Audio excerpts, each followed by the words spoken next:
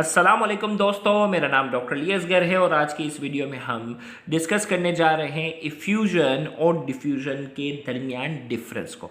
Effusion और diffusion के concept में क्या फ़र्क है, आज की इस वीडियो में हम डिस्कस करने जा रहे हैं। तो आज के इस लेक्चर को शुरू करने से पहले एज़ यूजुअल आपसे रिक्वेस्ट करेंगे कि अगर आपने अब तक हमारे इस चैनल को सब्सक्राइब नहीं किया, जो कि सिंध बोर्ड टीचिंग के नाम से है, तो काइंडली आज ही आप हमारे इस चैनल को सब्सक्राइब करें और साथ ही साथ बेल आइकन को लाजमी क्लिक करें ताकि हमारी अपलोड करदा तमाम इंपॉर्टेंट वीडियोस की नोटिफिकेशन भी आपको रिसीव हो सके। तो आइए हम स्टार्ट करते हैं इफ्यूजन की डेफिनेशन। इफ्यूजन हमारे पास क्या है? The movement of gas molecule through tiny hole into the region of low pressure is term as effusion. हमने कहा कि गैस के मॉलिक्यूल क्या करें? गैस के मॉलिक्यूल मूव करें कहाँ से? टाइनी होल, एक छोटी सी सुराख से वो लीक करें into the region of low pressure, एक ऐसी जगह जहाँ उस गैस का प्रेशर कम हो। उस प्रोसेस को हम नाम देते हैं इफ्यूजन का। मिसाल के तौर पर slow escaping of air from a tyre pin hole is an example of effusion. भाई एक टायर है जिसके अंदर हवा भरी हुई, उसका प्रेशर बहुत ज़्यादा था, लेकिन अब उस टायर के अंदर क्या था? एक छोटा सा सुराख हो गया। इस टायर के अंदर क्या है? एक छोटा सा सुराख हो चुका है और उससे क्या होगी? हवा आहिस्ता आहिस्ता निकल रही है ना। तो टायर के अंदर हवा का प्रेशर क्या था? बहुत ज़्यादा था, लेकिन जब यही हवा जो है वो आहिस्ता आहिस्ता जब एटमॉस्फेयर में रिलीज हुई तो वहाँ प्रेशर क्या था? कम था। तो ये प्रोसेस कहलाता है इफ्यूजन। यानी इफ्यूजन के अंदर बेसिकली क्या होगा? गैस जो होगी वो हाई प्रेशर से कहाँ जाएगी? लो प्रेशर की तरफ जाएगी। ये समझे, फिर मैं आपको डायग्राम से ये दोनों समझाऊंगा अभी।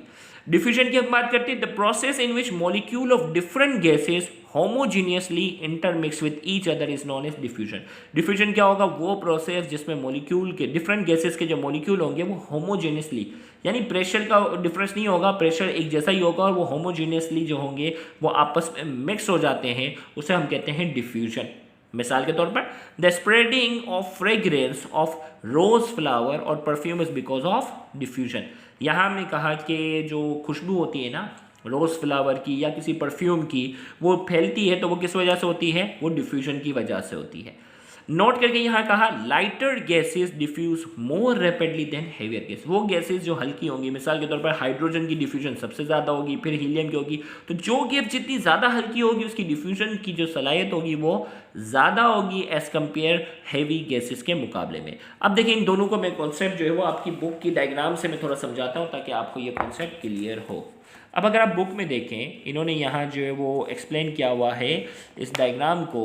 तो ये जो है वो डिफ्यूजन की डायग्राम है, ये इफ्यूजन की। डिफ्यूजन में देखें, गौर से देखें, ये सिलेंडर खाली है, यहाँ गैस के कुछ मॉलिक्यूल्स थे, अचानक से इन दोनों के दरमियान जो कवरिंग थी उसको हटा दी, तो ये क्या हो गया? होमोजीनियसली क्या हो गए? ये आपस में मिक्स हो गए।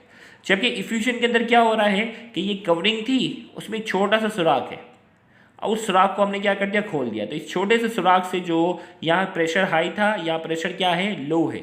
अब क्या था? छोटे सुराख से ये गैस के मॉलिक्यूल जो आहिस्ता आहिस्ता निकल रहे वो क्या है? इफ्यूजन है। जबकि यहाँ क्या था? अचानक से उस कवरिंग को हटा दिया। तो अचानक से जब कवरिंग को हटा दिया तो यहाँ और यहाँ का प्रेशर क्या था? लगभग जो है वो यहाँ और यहाँ का प्रेशर जो था वो सेम था। अचानक से हटा दिया ना, दोनों को होमोजीनियसली क्या कर दिया? एक जैसे ही क्या कर दिया? मिक्स कर दिया। जबकि यहाँ क्या था? इस कवरिंग का जो छोटा सा सुराख था, होल था, उसको हमने ओपन कर दिया। होल को ओपन किया तो क्या हुआ? यहाँ गैस का प्रेशर ज़्यादा है, जबकि यहाँ क्या है? कम है, और वो गैस आहिस्ता से क्या हो रही है? रिलीज हो रही है। तो ये डिफरेंस था हमारे पास डिफ्यूजन और इफ्यूजन का। तो आज का ये लेक्चर जो है वो हमारा यहाँ कंप्लीट हुआ। इंशाल्लाह अगले लेक्चर में हम जो है वो ग्राम्स लॉ ऑफ डिफ्यूजन से रिलेटेड चीज़ों को डिस्कस करेंगे, तो उन लेक्चर्स को भी देखना मत भूलिएगा। Thank you very much. अल्लाह हाफिज़।